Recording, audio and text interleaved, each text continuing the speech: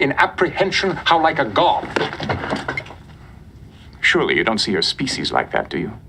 I see us one day becoming that, Q. While I've discussed it in the past, I don't think I've ever researched and crafted a video on a theory that I've held for the longest time. Going through something that has been a deep mystery that has plagued the series for quite some time. That is specifically analyzing the answer to the question, why does the Q take such an interest in humanity? Before we deep dive too far into what the Q's endgame may or may not be, first let's analyze how they've dealt with humanity. We first meet the Q, or at least the Q makes themselves known to us, in the Next Generation premiere, specifically Encounter at Farpoint. Before this gracious court, now appear these prisoners to answer for the multiple and grievous savageries of the species. How plead you, criminal? In this episode, Q tells Picard that humanity is being put on trial. It's really interesting. While the dialogue distinctly states it's humanity that will be judged, quite clearly all of the Federation is going to be punished. Q has a razor focus on one species of the 100 or more that are a part of the Federation. It also begs the question, if the Continuum is so fearful of the Federation and their exploits, why aren't they doing the same to the Romulans or the Klingons? Certainly, those species would be judged for such barbarities.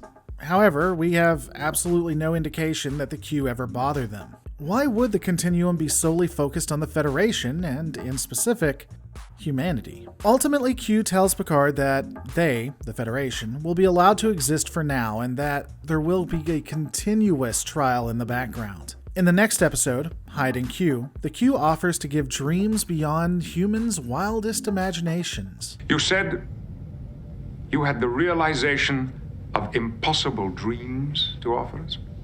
He tempts and lures Riker into accepting the power of the Q. Even during one of these discussions, Q directly states that he's doing all this because the Continuum can see what humanity will become. Again, humanity evolving. It'll take eons upon eons, but they will rise. They could possibly be even more powerful than the Q. This does create more questions. If the Q can traverse all time, why not go to when humanity becomes as powerful as they are? If not, when they become more powerful. Why visit humanity here and now? There has to be a reason. It could be that the Q feel that they can manipulate humanity at this stage, but it's probably more. The results of the test in this episode show that humanity, well, through Riker, is able to resist the power that is given to him, but he's not strong enough to wield it appropriately. While this may seem a failure on Q's part, it may have just been seeing where humanity was at this point, so the trial would continue.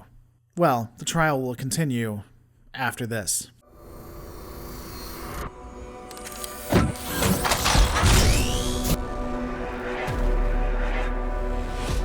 Hey guys, I need your help. As you know, taking time to research these topics, record, edit the videos, find the footage, and much more is a larger task than you might realize. YouTube doesn't exactly make it easy for entertainers to keep making the content you love. Keeping food on the table is a pretty important thing to me. So if you like what you're watching now and you want to help out, please consider hitting that join button right below this video to become a YouTube member, or going to patreon.com/lorereloaded and becoming a patron there. I've started releasing merchandise that will hopefully go to both members and patrons, so definitely check it out. Again, if just 1/3 of the people who watch these videos gave me $1, I'd never have to worry about YouTube advertising again. Patreon.com/lorereloaded or the join button below. Thanks for the consideration.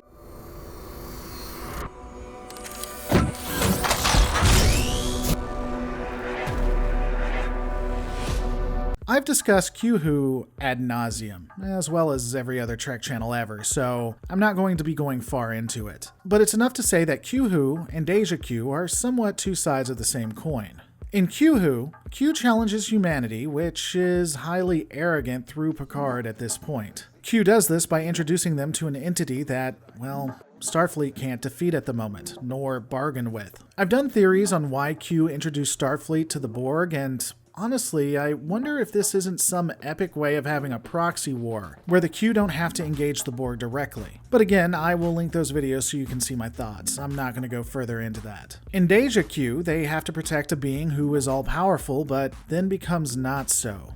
Again, Q. Q loses his powers. This could be a very interesting way of determining how humanity handles pressure, both as the oppressed and then the protector. The episode Q-Pid is admittedly a little bit of an outlier. Q doesn't appear to really have much of a role in testing humanity. Though if I had to give a reasoning, I'd say this was probably a long game to get Vash on board with traveling the galaxy. She is the polar opposite of Picard, and yet the two seem to have a connection, so finding Picard's opposite and seeing how she reacts to situations could be an interesting understanding of humanity.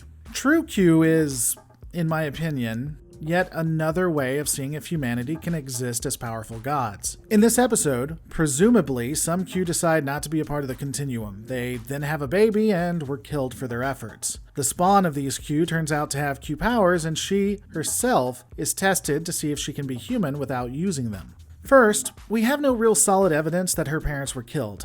Q tells us about it, but he could be lying. Sure, Starfleet confirms that there was a tornado or something, but the Q could have just disappeared before it destroyed the house. So they could have gone to Earth, had a child, faked their death, and returned to the continuum. Callousness is sometimes a Q quality after all. So it could be the case that all of this was a long game to see what a Q living among the human populace would be, and also to see how the humans would react when they find out one of them has the power of the gods. Certainly, if the Q are biologically powerful, something some of you guys will die on a hill for, then the evolution would come at a few humans at a time, and how everyone reacts to them is a pretty big deal. The young woman who is a Q is still cherished by the Enterprise crew, and she will always be allowed back with open arms. So perhaps this was another way that humanity showed that they're getting to where they're ready. The final two episodes in the TNG series are Tapestry and All Good Things. In both of these, Q is helping Picard realize what his life would have been if he had gone through different paths. He is taught that even if the end of your decision results in death,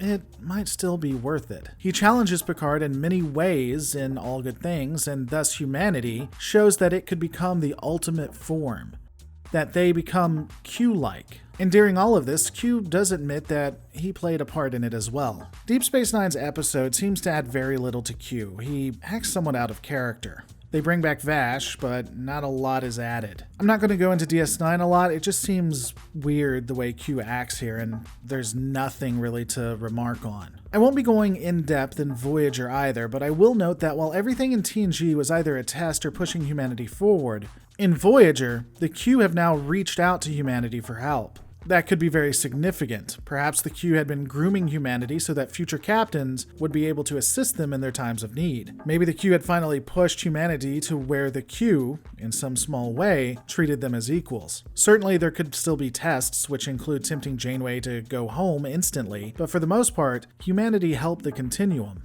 not the other way around. At the end of the day, and what I started this video out with is, well, the question, why? Why are the Q doing this? What's the end game? There are a few theories that I think are worth examining. The one we see the most in the fandom is that humanity was ultimately going to become the Q. That the Q are the natural evolution of, well, humans. We see this in several episodes where it's discussed, and by the by, it's never denied. Is it possible that the Q were going back in time to help guide themselves into a situation where they would exist, a paradox, if you will? The Q ultimately nudged themselves in the right direction to becoming themselves? Could it be the case that the Q forgot who they were and went back in time when they existed in a more pure form, because they needed to be reminded of what being human was? This could all lead into the events of Star Trek Picard, where the Q have broken time and now need the assistance of themselves to fix it. It's also possible that humanity aren't future Q, but will be becoming something more. That they are so vital to the future events that the Q are cultivating them as allies. This could be similar to how the Vulcans assisted the United Earth. They are a separate species, true, but the Q needs them as allies to fight whatever's to come. That the Q perhaps found an enemy they could not possibly defeat, and needed an ally. While we can definitively see a connection between events that occur, it's somewhat hard to understand or really define what the endgame will be. However, we have possibly exposed what it might be. What are your thoughts? Why are the Q making their existence known? Is there a nefarious purpose? Is there a possibility that I missed? Let me know in the comments below. Don't forget to rate, comment, subscribe, and I'll see you on the next Lore Reloaded.